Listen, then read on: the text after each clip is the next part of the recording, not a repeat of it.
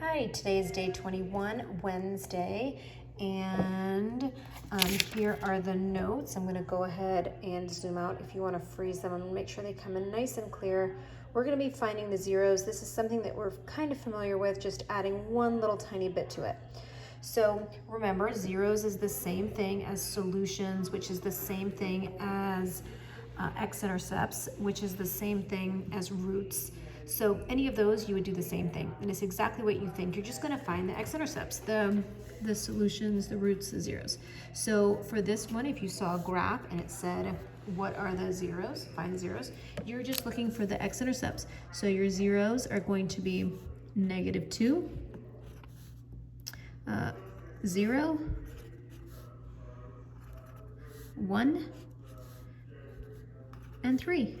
That's it. Those are the zeros. So it's really easy to find the zeros if it's on the graph because you are just looking for the x-intercepts. Now we know that sometimes we're going to have an equation. So on this equation, it's just like solving it. We're going to have to find the factors. Now you can see that this is not a quadratic because it has an exponent of 3. So we have to think of a way that we are going to factor this. Well, if I look here, I notice that, oops, I meant for this to be the problem, sorry. I noticed that there is an x in all of them. So my first step is I'm going to factor out an x. Whoops. Move this over a tad. Okay. I'm going to factor out an x.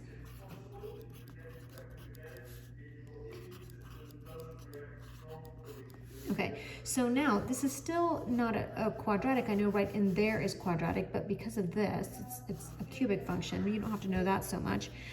This is going to be set equal to 0 because I'm trying to find the zeros. So now I'm just going to look at this part and factor it. And I'm going to ignore this for a second. Oops, I don't know why I put a 0 there. Sorry. I'm going to ignore this for a second, and I'm just going to look here. Could I factor this the short way? No, I can't because there's a 2 right here. So I'm going to go ahead and say 2 times 9 is 18. List the factors of 18. Oops. List the factors of 18. All right, this tells me that my signs are different and my larger one is positive, which means these are all going to be negative, and which of these combinations is going to get me to a +3, and I have it right here. So now I know I'm going to use -3 and 6, and when I go back to this, I'm just going to kind of keep that in there so I don't get lost and I don't forget about that. And I'm going to bring this down. Remember, my first guy always comes down, and now I just rewrite this one, putting the negative first. If they're both negative, you don't really have to worry about it because, you know, they're both negative. But if one is negative, then you try to put that first. And then this guy comes straight down. So your first one comes down, your second one comes down, and you rewrite this one because -3x plus 6x gets you 3x, so that's the same thing. And this is where we split it. We're going to pull a GCF out of here, which is going to be x. And we get 2x minus 3. Now, I split that down the middle, but that was a subtraction sign, so we can't just ignore that. Oh no, that was a plus sign. I'm sorry, right? Yeah, plus. So now I'm going to pull out a 3, and I get 2x minus 3. So here I have x plus 3 and 2x minus 3. Remember, these will always match. So you write them in one parentheses, and then this stuff you write in the other parentheses. Now we can't forget about this stuff over here. So we just keep bringing that down, bringing that down, bringing that down. And so here's my equation. So at this point, what I need to do is go ahead, and when I find the zeros, I set each equal to 0. So we're going to say x equals 0 because I set that equal to 0. I have x plus 3 equals 0. 2x minus 3 equals 0. And then I just solve from there. Well, that one's solved already. Subtract 3 from both sides. I have to add my 3 and divide by 2. So 3 over 2. So my 3 solutions are 3 halves. Whoops. 3 halves, -3, and 0. So I have 3 solutions, which means that this, if we take a look at the equation, let's talk about all the stuff that we know about this equation. Okay, so we know that because it has an odd exponent, we know that the ends are opposite directions. We know that because it's positive, it's going to start down and end up going up. We know that it goes through the x-axis at 0, -3. This is 1.5, so right here. So right now I know, and I don't really know all the logistics of exactly where that is, but that could be something, you know, about what I know about this quadratic function. I mean, sorry, this cubic function. I know the zeros, I know that n behaviors, this guy's pointing down, this guy's pointing up, and, you know, it goes through in those spots. All right, so just if this was a multiple choice question, I could get a lot of things right just by knowing, you know, some basics. Okay, so over here, now this is to the 4th degree. So let's go ahead and we're trying to just find the roots or find the zeros.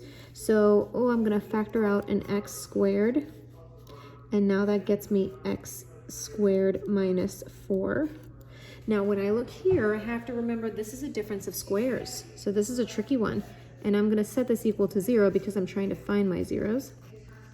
Now I remember that when I have a difference of squares, I square root the front, I square root the back, and the signs are different. All right, so now I can set these equal to 0. 0 equals x squared, 0 equals x minus 2, 0 equals x plus 2, and then I just solve for x. Well, if I square rooted both sides, I would get 0 equals x. If I added 2, subtracted 2. Okay, so let's think of what do we know about this graph? Okay, so if I have this graph, I know that because the exponent is 4, I know both of the ends are gonna go in the same direction. What I almost like to do is let me sketch it and put my zeros. I know I have a 0 at 0, I have a 0 at 2, and I have a 0 at -2. Okay, so I know that they're going to be both pointing up because it's positive, and they're both going the same direction because the largest exponent is even. So I'm going to be getting something like this. Now, when I first did this, I thought, well, wait a second, if I loop it down like that, then it's going to be going down, and that's not what I want. So I have to figure out just kind of a way that this is going to go. And remember, I only really care about the end behaviors and my zeros, that this would work. So what about if I looped it down here, and then if I went up and then back down, it would be going the wrong way. So what I have to do is basically do that. All right, so it is going down like this. It's touching on there and coming back down. All right.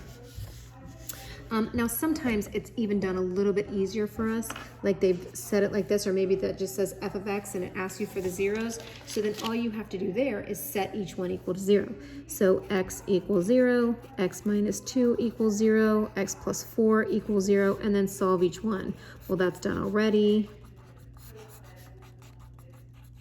All right, and those would be the 3 zeros. Okay, not everything has 3 zeros. I don't know why in this case they all seem to.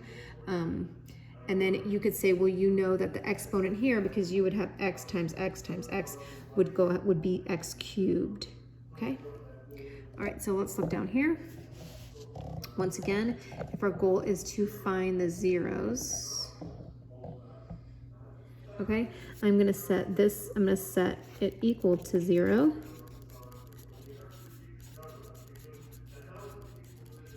And then set each one. So negative x equals 0, x plus 4 equals 0, x minus 2 equals 0, x minus 3 equals 0. Let me zoom out, see if I can. There we go. Okay, and then I'm going to add, divide both sides by -1. That's done.